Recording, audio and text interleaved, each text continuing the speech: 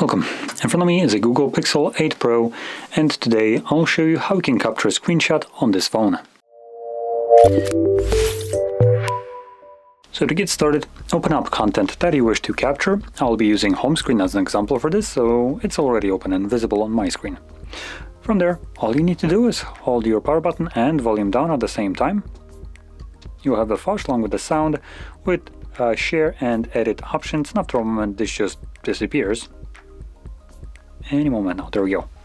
Once it does so, you can find this screenshot in your Photos application, and in here you're gonna navigate to Library and Screenshots.